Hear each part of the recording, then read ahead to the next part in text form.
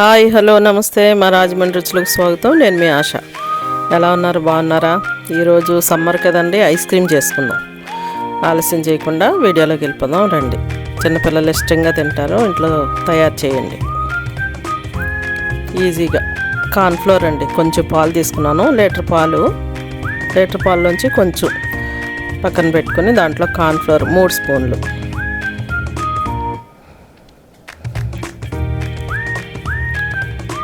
కొంచెం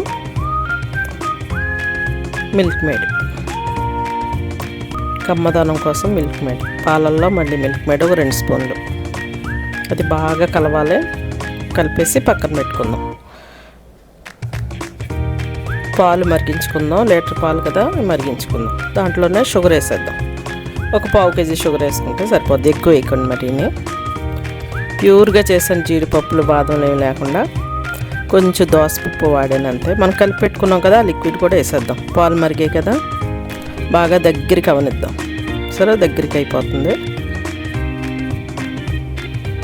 ఇంట్లో ఉండే పదార్థాలతోనే ఐస్ క్రీమ్ దగ్గరికి అయిపోయింది. కలుపుతూ ఉండాలండి, సిమ్లో పెట్టి అడుగు పట్టకుండా కలుపుతూ ఉండాలి.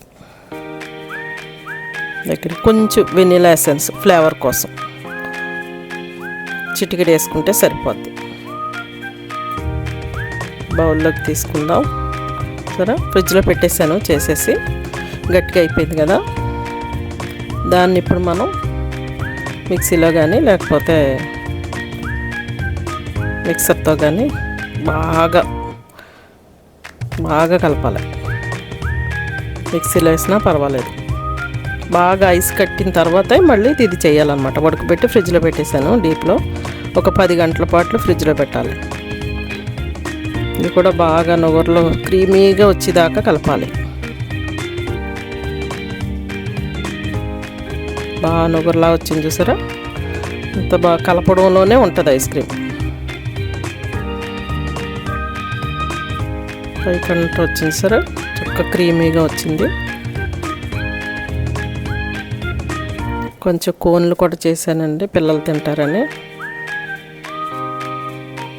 మిగతాది కొంచెం బౌల్లో వేసేసుకుని మళ్ళీ ఒక 10 గంటల ఫ్రిడ్జ్లో పెట్టుకుందాం.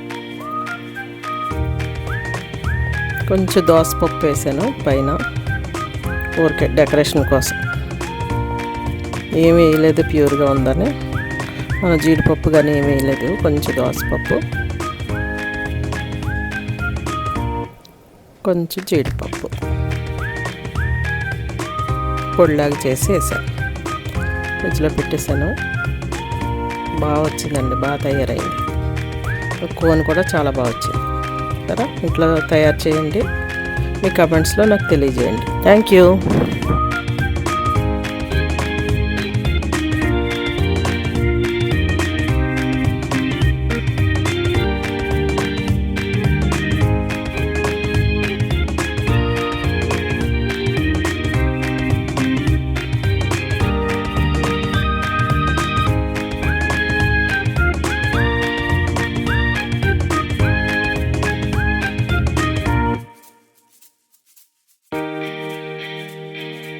మా వీడియోస్ మీకు నచ్చినట్లయితే లైక్ చేయండి, మీ ఫ్రెండ్స్ అండ్ ఫ్యామిలీకి షేర్ చేయండి, సబ్స్క్రైబ్ చేయండి. మరిన్ని వీడియోస్ కోసం బెల్ ఐకాన్ని ఆన్లో పెట్టుకోండి. Thank you.